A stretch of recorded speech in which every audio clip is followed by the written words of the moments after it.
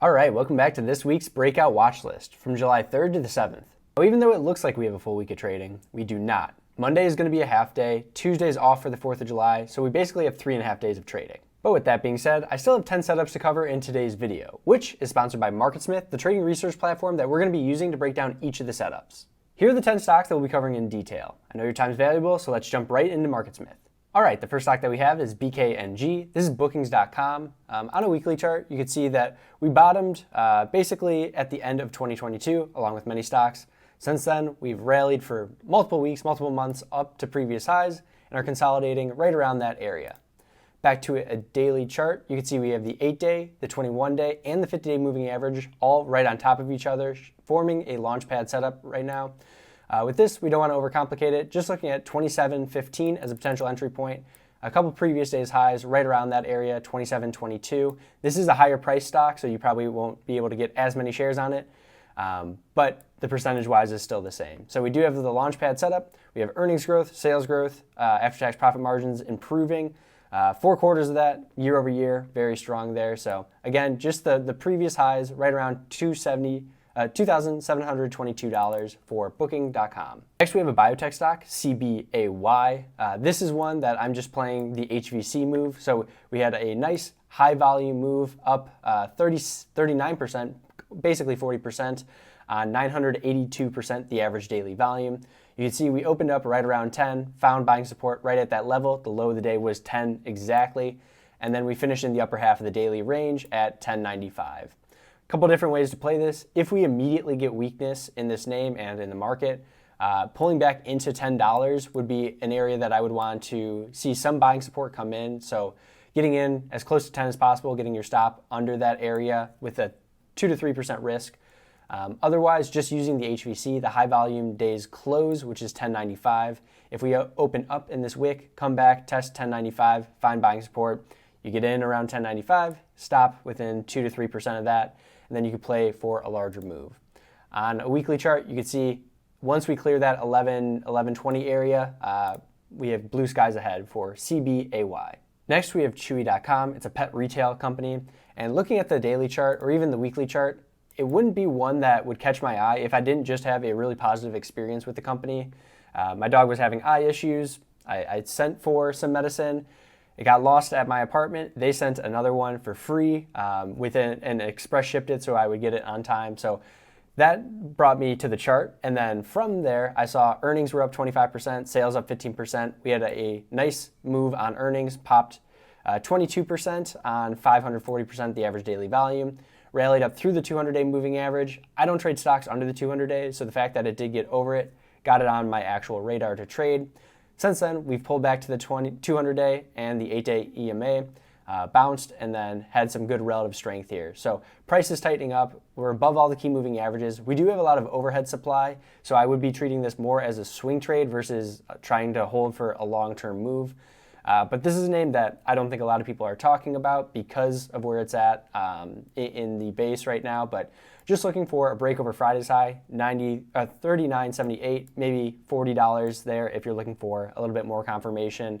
And again, just treating this as a swing trade, trying to get 10 to 15% out of it. Next, we have COTY, and I think this is my favorite setup going into next week. On a weekly chart, this is a cosmetic personal care company, 88th out of 197. We know what ELF, Elf Beauty, has done, but we put in this really nice base, rallied up to new highs, and then put in another double bottom base here. You can see the first pullback to 1076, second pullback to 1057, really shaking out any of the weaker hands there.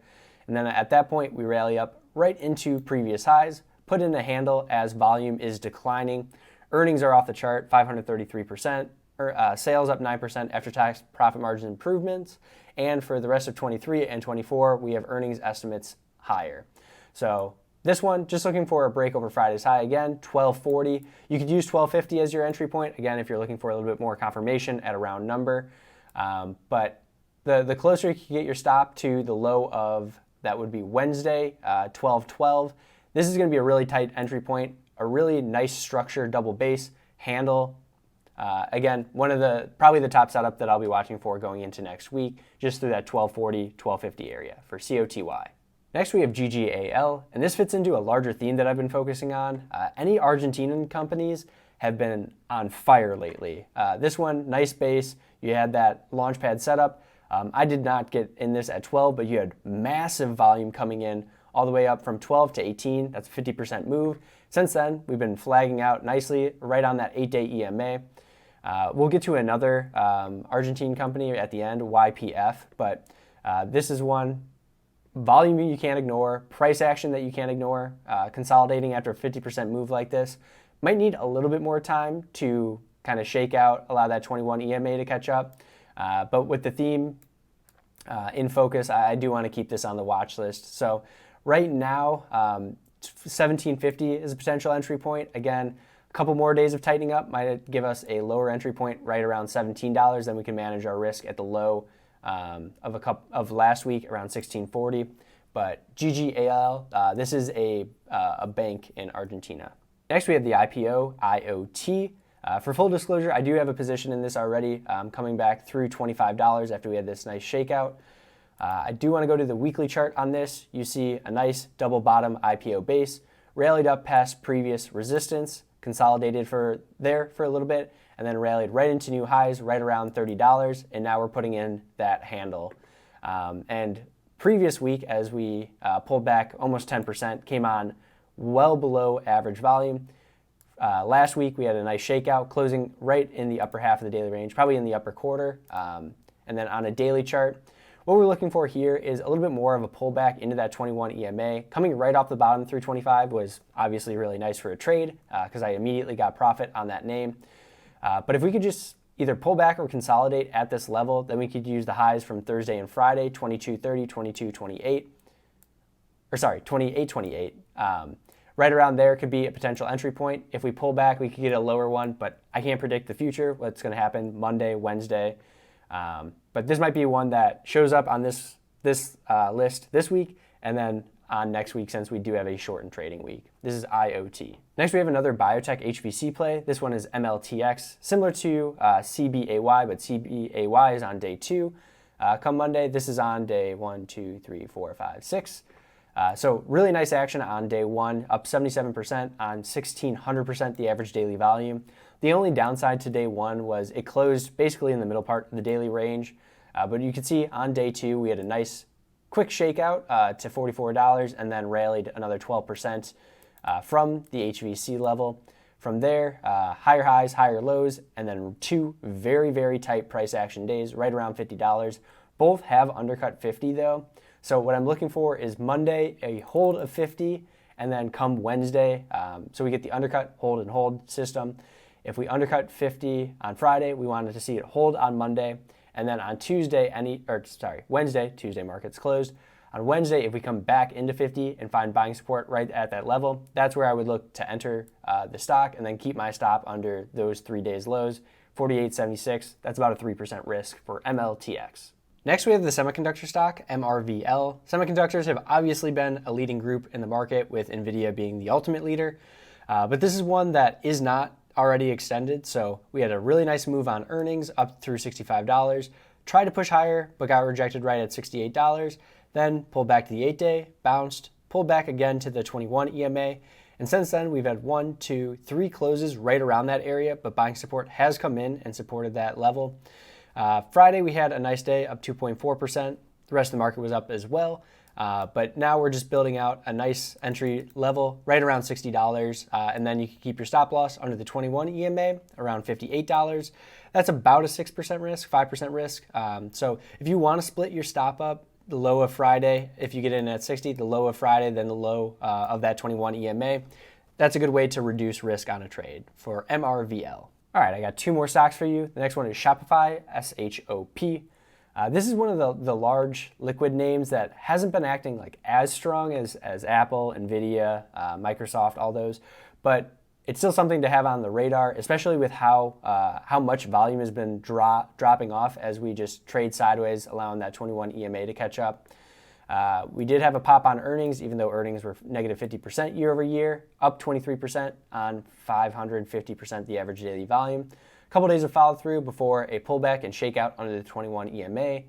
We rally up through the previous highs here, pull back again to that 21 EMA.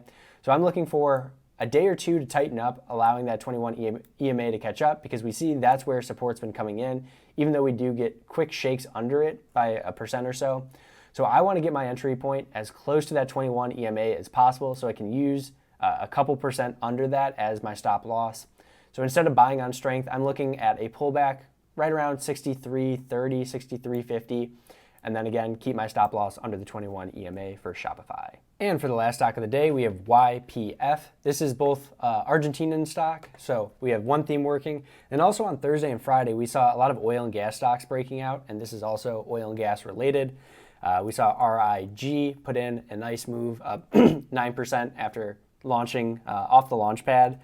DO was another one. Trade's kind of choppy, but into new highs. And then TDW, oil and gas shipping services, broke into new highs as well. So maybe oil and gas or energy as a whole, as we saw ARRY also perk up here. So maybe energy stocks as a whole is another theme. We do have the GGAL stock from Argentina.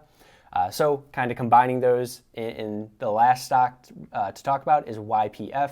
This is one that also had a launchpad setup right around $11, rallied up to 16, so another 50% move, just like GGAL did. And now we're pulling back to the 8-day EMA on some elevated volume, but on Friday, really tight price action, inside candle, lower than average volume the last 2 days. This is another one. We'll look for just strength through Friday's high, 15.16 as a potential entry point, get the stop loss under Thursday's low, right around 14.60. It's about a 4% risk for YPF, the last stock of the video. And that's going to be the breakout watch list for this shortened trading week. I hope you guys get some time away from the screens, spend it with friends, family, just celebrating the 4th of July. Have a great week, and I'll see you guys in the next video.